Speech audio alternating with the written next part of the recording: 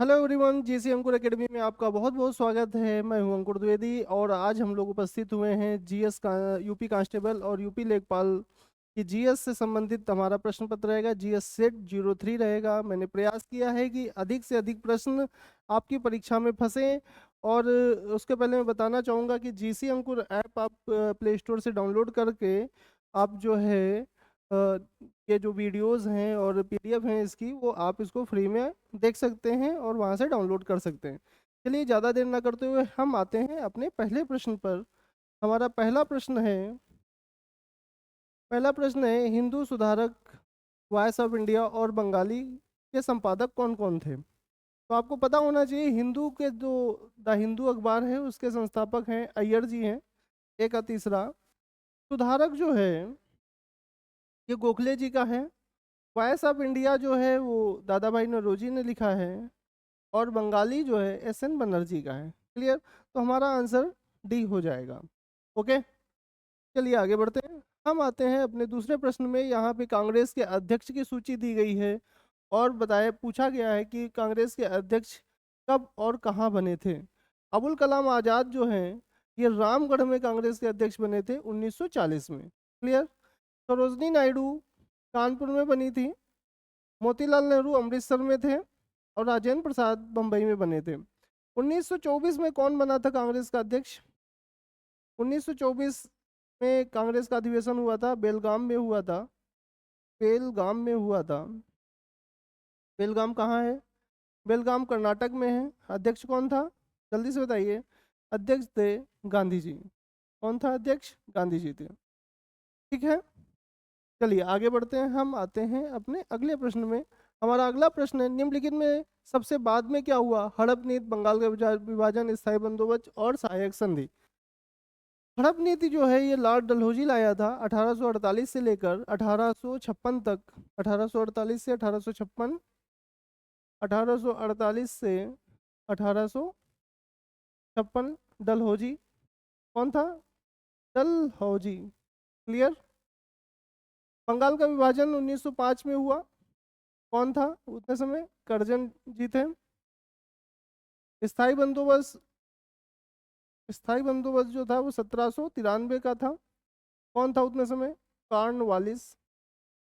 Cornwallis. Clear. सहायक संधि हुई थी 1798 में। उतने समय कौन था, वेलेजली। वेलेजली के बारे में आप ये जान लें कि मैसूर, आंग्ल मैसूर जो युद्ध हुए थे उसका चौथा और निर्णायक युद्ध जो था टीपू सुल्तान और वेलेजली के मध्य हुआ था, जिसमें वेलेजली की जीत हुई थी। 1798 में सहायक संधि आई थी। तो आपका प्रश्न है सबसे बाद में क्या हुआ, तो सबसे बाद में बंगाल विभाजन हुआ था। अगर पूछा जाए सबसे पहले क्या हुआ, तो सबसे पहले स्थायी बंदोबस्त रहा। ठीक है, इस प्रश्न के अनुसार। अगला प्रश्न, दादा भाई नौरोजी आमतौर पे किस नाम से जाने जाते हैं। पंजाब केसरी जो हैं इनको कहा जाता था लाला, लाला लाजपत राय को कहा जाता था।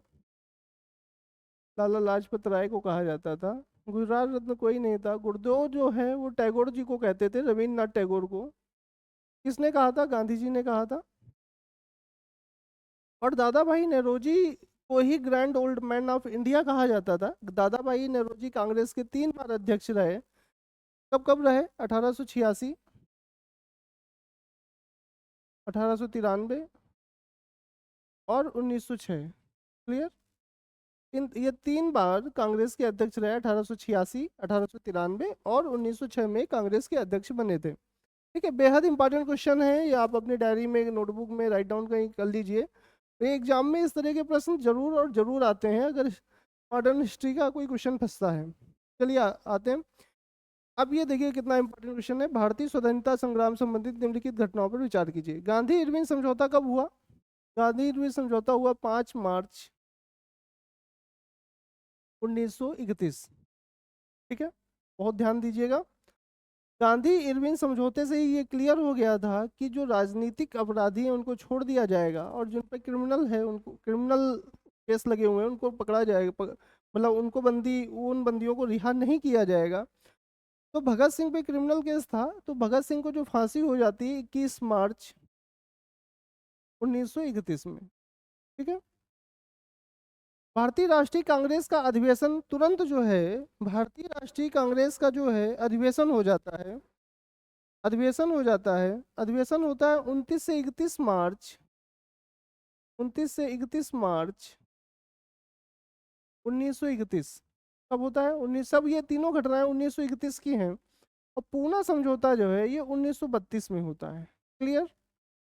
ये गांधी जी और भीमराव अम्बेडकर के मध्य हुआ था, सांप्रदायिक पंचाट को लेकर हुआ था। तो सबसे पहले जो घटना हुई थी वो गांधी इरविन समझौता हुआ। फिर उसके बाद भगत सिंह को फांसी होती है, नहीं भगत सिंह को फांसी होती है 3 नंबर। उसके बाद भारतीय राष्ट्रीय कराची का अधिवेशन होता है 2 नंबर, ये वाला 1, 3, 2, और फिर 4 नंबर। एक बात और बता दें, भारतीय राष्ट्रीय कांग्रेस का जो कराची अधिवेशन हुआ था ये वल्लभ भाई पटेल इसके अध्यक्ष थे। कौन था अध्यक्ष? वल्लभ भाई पटेल, जिनको हम लौह पुरुष भी कहते हैं। वल्लभ भाई पटेल इसके अध्यक्ष थे कराची अधिवेशन के। ओके, चलिए आगे बढ़ते हैं। इसकी आप स्क्रीनशॉट ले सकते हैं। चलिए आगे बढ़ते हैं। एक और बेहद अच्छा क्वेश्चन, निम्नलिखित कथनों पर विचार कीजिए। ये जो क्वेश्चन है हमारे उसका क्या कहते हैं, पॉलिटी का क्वेश्चन है, राष्ट्रीय ध्वज से संबंधित है। यह क्वेश्चन जो है ये रिपीटेड क्वेश्चन है, मतलब ये आ चुका है। जूनियर एडेड की एक परीक्षा हुई थी, उसमें ये क्वेश्चन पूछा गया था जीएस के अंतर्गत।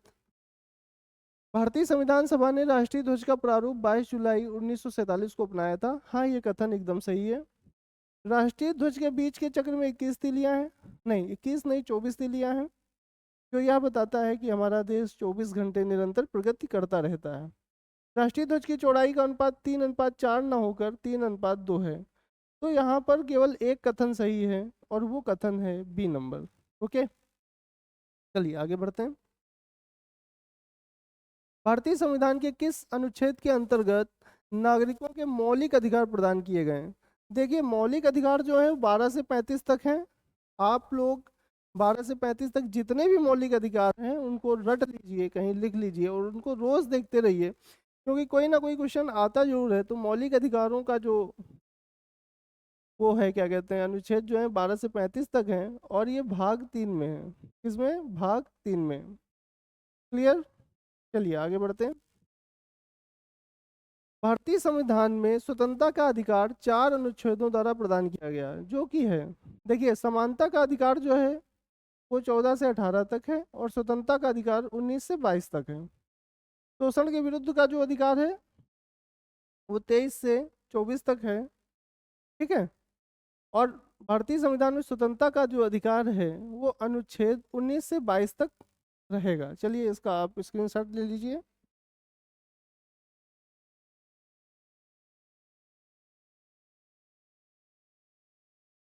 निम्नलिखित युग्मों में कौन सा एक सुमेलित नहीं है? देखिए, आइए इस प्रश्न पे आते हैं। देखिए भाग 2 में क्या लिखा हुआ है। भाग 2 में नागरिकता है, हाँ सुमेलित है। भाग 3 में मूल अधिकार है, हमने अभी आपको बताया मूल अधिकार कहाँ से कहाँ तक है, 12 से 35 तक है। नागरिकता कहाँ से कहाँ तक है? 5 से 11 तक है, अनुच्छेद 5 से 11, 12 से 35। भाग 4 में जो है राज्य के नीति निर्देशक तत्व हैं 36 से 51, अनुच्छेद 36 से 51, जहाँ से मूल अधिकार समाप्त होता है उसके आगे से नीति निर्देशक तत्व चालू हो जाते हैं। और मूल कर्तव्य जो है भाग 5 में ना होके भाग 5 का में है, इसलिए हमारा आंसर हो जाएगा डी हो जाएगा। सुमेलित नहीं है पूछ रहा है। ठीक है? मूल अधिकार कहाँ से लिए गए हैं? ये यूएसए से लिए गए हैं। ठीक है? भाग 4 राज्य के नीति निर्देशक तत्व कहाँ से लिए गए हैं? ये आयरलैंड से लिए गए हैं, याद रखिएगा, ये आयरलैंड से लिए गए थे। और मूल कर्तव्य लिए गए थे तब के यूएसएसआर से लिए गए थे, जो हम कह सकते हैं ये रूस से लिए गए थे। ठीक है? चलिए आगे बढ़ते हैं। हम आते हैं अपने अगले क्वेश्चन में। हमारा अगला क्वेश्चन है, भारत के नियंत्रक एवं महालेखा परीक्षक की नियुक्ति कौन करता है? पहली बात तो आप ये जाने, भारत का नियंत्रक और महालेखा परीक्षक जो होता है उसका अनुच्छेद होता है, जल्दी से बताइए कमेंट बॉक्स में, उसका अनुच्छेद होता है 148 ए। ठीक है? या 148 का फर्स्ट। और इसके जो नियुक्ति जो है वो राष्ट्रपति के द्वारा की जाती, बड़ा पद है, केंद्र का है, तो राष्ट्रपति द्वारा इसकी नियुक्ति की जाएगी। ओके, चलिए आगे बढ़ते हैं। भारत में सबसे कम अच्छा, ये जो क्वेश्चन है, ये क्वेश्चन खूब पूछा जाता है एग्जाम में। जब कब आ जाता है एग्जाम में, तो आप इसको याद ही कर लीजिए। चलिए आगे बढ़ते हैं। अब हमारी ज्योग्राफी शुरू होती है। भारत में सबसे कम वर्षा वाला स्थान कौन सा है? लेह है। और सबसे अधिक वर्षा वाला स्थान आपको बताना है, मासिन राम होता है। और अब आप बताइए यूपी में सबसे कम वर्षा वाला स्थान कौन सा है? ठीक है, एक तो लेह हो गया, ठीक है, मासिन राम और चेरापूंजी, ये सब एक ही है, और मथुरा। ठीक है, सबसे भारत में सबसे कम वर्षा होती है लेह में, सबसे ज़्यादा वर्षा मासिन राम में होती है, और यूपी में सबसे कम वर्षा जो होती है वो हमारे मथुरा शहर में होती है। ठीक है, चलिए आगे बढ़ते हैं। हम आते हैं अपने अगले प्रश्न में। भारत के किस राज्य में नागार्जुन सागर परियोजना है? नागार्जुन सागर परियोजना जो है, पहली बात तो आपको ये पता होना चाहिए, ये कृष्णा नदी पर है। किस नदी पर है? कृष्णा नदी पर है। और यह नदी जो है, ये आंध्र प्रदेश में है। ठीक है, आंध्र प्रदेश में ये परियोजना किस राज्य में है? ये परियोजना आंध्र प्रदेश में है। क्लियर? चलिए आगे बढ़ते हैं। अब आप इसको मिलाइए, यहाँ पे जो है ये स्थानांतरित खेती है। स्थानांतरित खेती हम उसको कहते हैं जब ऐसी कोई सभ्यता या ऐसी कोई जनजाति जो कि पेड़ों को काट कर खेती करती हैं, और तब तक खेती करती हैं जब तक उस जमीन की उर्वरता बनी रहती है, और जब उर्वरता समाप्त हो जाती है तो उस भूमि को वैसे ही छोड़ देते हैं और किसी अन्य जगह पर जाके पेड़ को काटते हैं और वहाँ पर खेती करते हैं। ठीक है, तो इस खेती को कहते हैं स्लैश एंड बर्न, स्थानांतरित कृषि भी कहते हैं, कर्तन और दहन भी कहते हैं। ठीक है, पश्चिमी घाट। अब हम आते हैं, सबसे पहले आप जानिए उत्तर पूर्वी भारत में झूम कृषि होती है।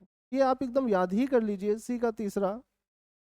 ठीक है, दक्षिणी पूर्वी राजस्थान में वालतरे। ठीक है, पश्चिमी घाट में कुमारी। पश्चिमी घाट में कौन सा? पश्चिमी घाट में कुमारी। और मध्य प्रदेश तथा छत्तीसगढ़ में डाहिया। तो ये जो हैं, ये चार हैं, और ऐसी बहुत सारी हैं, हम चार ही ऑप्शन दे सकते थे। ऐसी बहुत सारी हैं जो आपको याद करनी है, जिसमें सबसे ज़्यादा जो फेमस है वो झूम कृषि है, जो उत्तर पूर्वी भारत में होती है, और झूम कृषि के नाम से ही जानी जाती है स्थानांतरित खेती। ठीक है, और भारत में ही छोड़िए, अलग अलग देश जहाँ पे पेड़ पौधे जंगल हैं वहाँ पर इस तरह की खेती की जाती है, और हर देश में इसका नाम अलग अलग रहता है। ठीक है, जैसे वियतनाम में इसको रे कहते हैं, और श्रीलंका में इसको चन्ना कहते हैं। ठीक है, चलिए आगे बढ़ते हैं।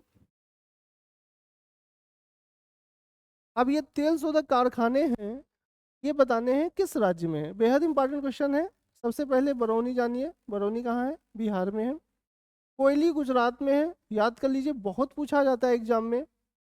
नुमालीगढ़ असम में है, याद रखिए। और तातीपाका आंध्र प्रदेश में। तो डी का पहला किस ऑप्शन में है? चौथे ऑप्शन में है। और बी, सी का दूसरा कोयली। तातीपाका कहाँ है? तातीपाका है आंध्र प्रदेश में, और नुमालीगढ़ है असम में। इसका ऑप्शन होगा डी नंबर। क्लियर? चलिए आगे बढ़ते हैं। हम आते हैं अपने अगले प्रश्न में। बेहद इंपॉर्टेंट, खनन क्षेत्र और खनिज बताना है आपको। खनन क्षेत्र और खनिज, इसको जो है ये हम पढ़ेंगे भारत के जो उद्योग हैं, जो भारत के 8 कोर उद्योग जो होते हैं उसमें से कौन सा, जैसे लोहा हो गया, कोयला हो गया। ठीक है, ये सब मतलब कहाँ पाए जाते हैं, स्टेट्स पता होने चाहिए, जगहों के जगह का नाम पता होना चाहिए, और उस जगह पे कौन सा पाया जाता है ये हमको पूरी तरीके से याद ही होना चाहिए। सबसे पहले हम आते हैं गुरु महिसानी। गुरु महिसानी में लौह अयस्क पाया जाता है। लौह, और गुरु महिसानी किस स्टेट में है? उड़ीसा में है। ठीक है, ये आपको याद रखना है। ये कहाँ है? उड़ीसा में है। उड़ीसा में है। ठीक है, कल्चर। कल्चर में जो है कोयला पाया जाता है, और तलचर भी उड़ीसा में है। ठीक है, तलचर भी उड़ीसा में है। जादूगोड़ा में यूरेनियम की खान है। ठीक है, और जावर जो है सीसा और जस्ता के लिए फेमस है। मतलब जावर जो है ये कहाँ पे होगा? राजस्थान। ठीक है, क्लियर? चलिए आगे बढ़ते हैं। जादूगोड़ा जो है ये झारखंड में है। जादूगोड़ा कहाँ है? झारखंड। ये याद रखिए, यूरेनियम हमारे देश में केवल एक ही जगह पाया जाता है, मतलब ये फेमस जगह है जादूगोड़ा। ये कहाँ है? झारखंड राज्य में है। झारखंड में भी कौन सा? सिंहभूमि जिला। कौन सा जिला? सिंहभूमि। याद रखिएगा, सिंहभूमि जिला। ठीक है, बेहद इंपॉर्टेंट क्वेश्चन है इसका, आप स्क्रीनशॉट लीजिए और किसी ना किसी एग्जाम में ये जरूर पूछा जाता है। ठीक है, चलिए। और ये सीसा जस्ता, ये जावर क्षेत्र जो है ये हमारा उदयपुर राज्य, उदयपुर जिले में है।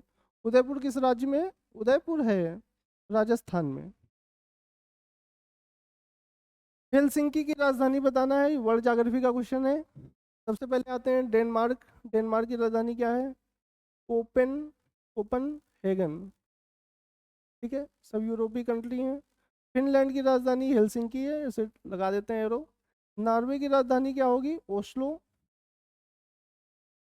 और स्वीडन की राजधानी स्टॉकहोम। ठीक है, ये वर्ल्ड ज्योग्राफी का क्वेश्चन है। चलिए आगे बढ़ते हैं। हम आते हैं अपने अगले क्वेश्चन में। ओजोन परत अवस्थित है। ओजोन का फार्मूला होता है O3 और ये हमें पराबैंगनी किरणों से हमारी रक्षा करती है। सूर्य के द्वारा निकलने वाली हानिकारक हानिकारक किरणें, जिनको हम पराबैंगनी किरणें कहते हैं, उनसे हमारी रक्षा करती है। ये समताप मंडल में पाया जाता है। समताप मंडल में पाने में इसका जो सबसे ज़्यादा ये जो रहती है 20 से 35 किलोमीटर के मध्य में रहती है। 20 से 35 किलोमीटर के मध्य में रहती है। क्षोभ मंडल ये पृथ्वी से लगा हुआ रहता है। 8 से 0 से 8 किलोमीटर से 8 किलोमीटर के आसपास ऊंचाई रहती है इसकी। भूमध्य रेखा पे 18 किलोमीटर हो जाती है। और ये जो है मौसम संबंधी सारी घटनाएं जो है क्षोभ मंडल में होती हैं। मौसम से संबंधित सारी घटनाएं कहाँ होती हैं? मौसम संबंधी सारी घटनाएं जो हैं वो कहाँ पे होती हैं? वो होती हैं क्षोभ मंडल में। ठीक है, समताप मंडल में O3 गैस पाई जाती है और 20 से 35 किलोमीटर में सबसे ज़्यादा मात्रा में ओजोन गैस पाई जाती है। क्लियर, सांद्रता सबसे ज़्यादा 20 से 35 किलोमीटर में होती है। ये क्वेश्चन खूब पूछा जाता है एग्जाम में। आते हैं हम अपने अगले क्वेश्चन में। वर्ल्ड ज्योग्राफी का क्वेश्चन है, ध्यान से देखिए इसको। सबसे पहले हम आते हैं प्रेरीज पे। अब आप बताइए, प्रेरीज जो है, प्रेरी का मैदान कहाँ है? ये USA में है। और इसमें क्या होता है? गेहूं होता है। ठीक है, चावल सबसे ज़्यादा चीन में पाया जाता है और चीन की एक नदी है यांगटी सिक्यांग। ठीक है, जहाँ पर चावल की खेती का एक बड़ा अच्छा फार्मूला होता है कि जहाँ पे पानी ज़्यादा होगा, बारिश ज़्यादा होगी, वहाँ पर चावल की खेती होती है। तो चावल जो है यांगटी सिक्यांग नदी के किनारे जो है बारिश भी होती है और नदी का पानी मिल जाता है। इस वजह से इस क्षेत्र में ढेर सारा चावल पैदा किया जाता है। और चीन वैसे भी चावल के उत्पादन में पहले नंबर पर है। और हम आते हैं जूट। जूट जो है भारत और बांग्लादेश में होता है और ये गंगा के डेल्टा में पाया जाता है। और भारत और बांग्लादेश दोनों गंगा डेल्टा के पास में ही आसपास हैं। कहवा जो है वो सौ पालो पठार, सॉरी, कहवा जो है सौ पालो पठार में है। और ये सौ पालो पठार कहाँ है? ये ब्राज़ील में है। कहाँ है? ब्राज़ील। आपको ये याद रखना है। ठीक है, चलिए आगे बढ़ते हैं। हम आते हैं अपने अगले क्वेश्चन में। ये इंडियन ज्योग्राफी का क्वेश्चन है। और ये जो है अभ्यारण्य है, अभ्यारण्य के स्टेट बताने हैं आपका। आपको एक काम करना है, आपको पास अगर नीली वाली लूसेंट है तो नीली वाली लूसेंट में जितने भी अभ्यारण्य दिए गए हैं सब याद कर डालिए और हफ्ते में एक बार उस पर जरूर नज़र डालिए। सबसे पहले आते हैं दाची ग्राम वन्यजीव अभ्यारण्य। दाची ग्राम वन्यजीव अभ्यारण्य जो है चौथे नंबर पे है, मतलब A का चौथा हो जाएगा। ठीक है, केवला दो घाना पक्षी अभ्यारण्य जो है राजस्थान में है। कान्हा मध्य प्रदेश में है। और पेरियार शब्द जब भी आपको मिल जाए आपको केरल लगाना है। ठीक है, तो इस प्रश्न का आंसर हो जाएगा, सॉरी, इस प्रश्न का जो आंसर होगा डी का तीसरा। डी का क्या हो जाएगा? तीसरा हो जाएगा। डी का तीसरा, ये दोनों दिए गए हैं। और सी का पहला हो जाएगा। सी का पहला दिया हुआ है। बी का दूसरा राजस्थान। और ए का चौथा। तो इस प्रश्न का आंसर होगा ए। 19 का ए हो जाएगा। ओके, चलिए आगे बढ़ते हैं। निम्नलिखित घटनाओं पर ध्यान दें तथा इन्हें कालानुक्रम में व्यवस्थित करें। गरीबी हटाओ का जो नारा था वो सन 1971 में इंदिरा गांधी ने दिया था। बैंकों का राष्ट्रीयकरण हुआ था 1969 में। कितनी बैंकें थी? 14 बैंक थी, इनका राष्ट्रीयकरण किया गया था। ठीक है। और हरित क्रांति का प्रारंभ जो है 1966-67 में हुआ था। और हरित क्रांति के भारत में जो जनक थे वो स्वामीनाथन थे। कौन था? स्वामीनाथन। क्लियर? गरीबी हटाओ किस पंचवर्षीय योजना का मुख्य बिंदु था? ये 5वीं पंचवर्षीय योजना का मुख्य बिंदु था। ठीक है। और इसमें ये कहा गया था, ये 74 से 79 के बीच में थी। इसमें गरीबी हटाओ मुख्य विषय था। ठीक है। और गरीबी हटाओ का जो नारा था वो 1971 में दिया गया था। तो सबसे पहले यहाँ पे कालानुक्रम लगाना है। तो सबसे पहले हरित क्रांति का प्रारंभ 3 नंबर सबसे पहले, उसके बाद बैंकों का राष्ट्रीयकरण 2 नंबर और 1 नंबर। तो आंसर हमारा बी क्वेश्चन नंबर सही हो जाएगा। ओके, चलिए आगे बढ़ते हैं। गरीबी हटाओ का नारा किसने दिया था? गरीबी हटाओ का नारा दिया था इंदिरा गांधी ने दिया था। किसने दिया था? इंदिरा गांधी ने दिया था। ठीक है, चलिए आगे बढ़ते हैं। छिपी बेरोजगारी से क्या तात्पर्य है? छिपी बेरोजगारी का मतलब होता है किसी कार्य में जिसको कम व्यक्ति कर सकते हैं, अधिक व्यक्ति लगे रहना। छिपी बेरोजगारी जो है ये प्राथमिक क्षेत्र में रहती है। प्राथमिक क्षेत्र जिसमें प्रकृति का सीधे प्रकृति से हम कच्चा माल लेते हैं, जिसके अंतर्गत आ जाता है कृषि आ जाती है। प्राथमिक क्षेत्र हम लिख लेंगे यहाँ पे। और प्राथमिक क्षेत्र इसको इस प्रकार समझिए, जैसे कोई प्राथमिक क्षेत्र का काम है, मान लेते हैं कृषि है, उसमें 10 लोगों का काम है लेकिन उसमें परिवार के 15-20 लोग लगे हुए हैं। तो जो 10 लोग एक्स्ट्रा लगे हुए होते हैं उनको कहते हैं प्रच्छन्न बेरोजगार या छिपे हुए बेरोजगार कहते हैं। ये उसी प्रश्न का आंसर हो जाएगा। छिपी बेरोजगारी किसी कार्य में जिसको कम व्यक्ति कर सकते हैं, अधिक व्यक्ति लगे रहना है, तो ये कहलाता है छिपी बेरोजगारी। ओके, चलिए। उत्तर प्रदेश में सर्वाधिक साक्षरता प्रतिशत वाला जनपद कौन सा है? बेहद इंपॉर्टेंट क्वेश्चन है। कानपुर नगर 79 पॉइंट समथिंग है, 79 पॉइंट समथिंग है। कानपुर नगर सबसे ज़्यादा साक्षरता प्रतिशत वाला जिला है। ठीक है, चलिए आगे बढ़ते हैं। भारत के समस्त राज्यों में क्षेत्रफलानुसार उत्तर प्रदेश का कौन सा स्थान है? उत्तर प्रदेश का चौथा स्थान है। पहला राजस्थान है। पहला कौन है? राजस्थान है। सेकंड नंबर पे बताइए कौन सा है? एमपी। थर्ड नंबर पे कौन सा है? महाराष्ट्र। और चौथे नंबर पे आता है उत्तर प्रदेश। ठीक है, ये उत्तर प्रदेश जीएस का क्वेश्चन है। आप उत्तर प्रदेश लेखपाल और यूपी कांस्टेबल की तैयारी कर रहे हैं, उसमें ये क्वेश्चन आ सकता है। चलिए आगे बढ़ते हैं। हम आते हैं अपने अगले प्रश्न में। विश्व पर्यावरण दिवस कब मनाया जाता है? विश्व पर्यावरण दिवस मनाया जाता है 5 जून को, ये याद रखिए। 5 जून को विश्व पर्यावरण दिवस मनाया जाता है। और साथ में मैं बताऊंगा ओजोन दिवस जो है, अब बताइए ओजोन दिवस कब मनाया जाता है? इसको आप कमेंट बॉक्स पे हमें इसका आंसर दीजिए। चलिए आगे बढ़ते हैं। निम्नलिखित भारतीय नदियों में कौन से एक्सचुरी बनाता है? एक्सचुरी का मतलब होता है कि जैसे कोई नदी है, वो डायरेक्ट जाके समुद्र में मिल जाए और किसी भी प्रकार की आकृति ना बने, तो वो एक्सचुरी बनाती है। ठीक है। जैसे गंगा नदी जब समुद्र में मिलती है तो डेल्टा बनाती है। डेल्टा बनाने से पहले गंगा नदी से ये जा रही है तो वो कई उसके कई भाग ऐसे हो जाते हैं, इस तरह की आकृति बन जाती है। तो इस पूरे क्षेत्र को क्या बोलते हैं? डेल्टा बोलते हैं।